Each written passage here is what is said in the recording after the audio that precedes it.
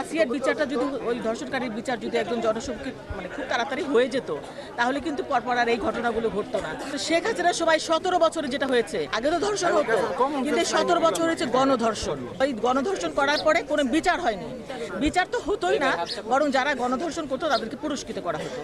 তো সেই জন্যই কিন্তু এগুলো বেড়ে গেছে দিনে দিনে। আপনারা দেখেছেন যে এই নারায়ণগঞ্জে রিমার স্বামী মনিরকে কিভাবে ফাঁসি দিয়েছিল আমাদের দেশনেত্রী বেগম খালেদা জিয়ার সময় তাৎক্ষণিকভাবে। সেই রকম বিচার যদি দুই একটা হতো, না যদি করতে পারতো তাহলে তো এরকম হতো না।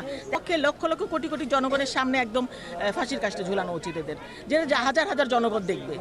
কারণ ওই যে জেলখানা নিয়ে ফাঁসি দিবে আমরা এটাও চাই না, আমরা চাই যে তার মা দেখবে, বাবা দেখবে, আমরা সবাই দেখব। যে আইনেই করুক এই আইনটা কার্যকর করতে হবে এবং জনসম্মুখে করতে হবে। আমি এই সরকারের কাছে আশা করব।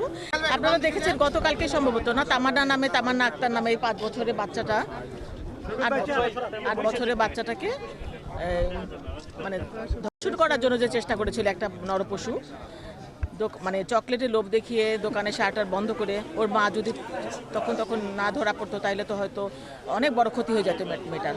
আপনারা মানে আসলে আমরা বলতে চাই যে এই যে নরপশুগুলো এদের তো মানে দু একটা বিচার না হলে এরা আসলে কখনো মানুষ হবে না। আসিয়া যে মারা গেল, আসিয়া দেখেন আসিয়াকে কিভাবে নির্মমভাবে মেরে ফেললো।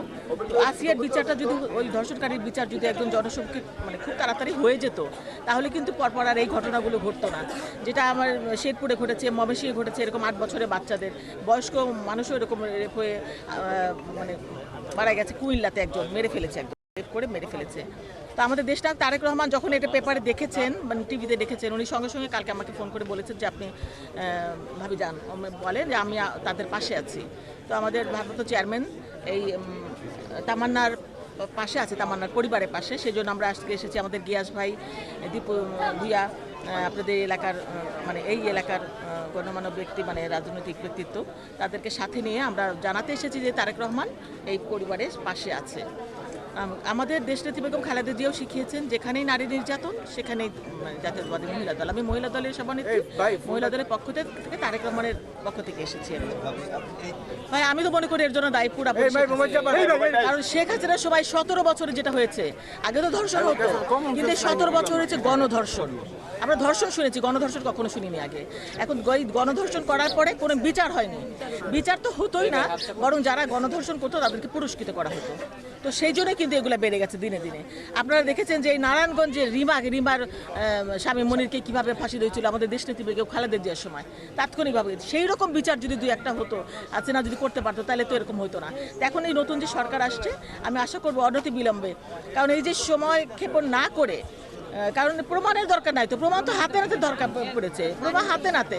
সুতরাং এদের জনসমক্ষে লক্ষ লক্ষ কোটি কোটি জনগণের সামনে একদম ফাঁসির কাজটা ঝুলানো উচিত এদের, যে হাজার হাজার জনগণ দেখবে। কারণ ওই যে জেলখানা নিয়ে ফাঁসি দিবে আমরা এটাও চাই না, আমরা চাই যে তার মা দেখবে, বাবা দেখবে, আমরা সবাই দেখব। অবশ্যই উচিত, যদি এতে আইনে কাভার না করে নতুন সরকার আসে নতুন আইন করবে, কারণ জনগণের যেটা দাবি সেটাই আইন। সেই যে আইনে, তাহলে ইসলামিক আইনে করুক। ইসলামিক আইনে তো আছে যে তার গণসম্মুখে পাথর নিক্ষেপ করে তাকে মৃত্যুদণ্ড কার্যকর করা। যে আইনেই করুক এই আইনটা কার্যকর করতে হবে এবং জনসম্মুখে করতে হবে। আমি এই সরকারের কাছে আশা করব যে খুব দ্রুত এই বিচার কার্যকর করবে, কারণ এরকম বিচার যদি দুই একটা এরকম জনসম্মুখে করা হয় তাহলে কিন্তু অন্য যারা এটা অ্যাটেম্প নেবে তারা কিন্তু 10 বার অন্তত চিন্তা করবে, ভয় পাবে, তো সেটা অবশ্যই কমে যাবে।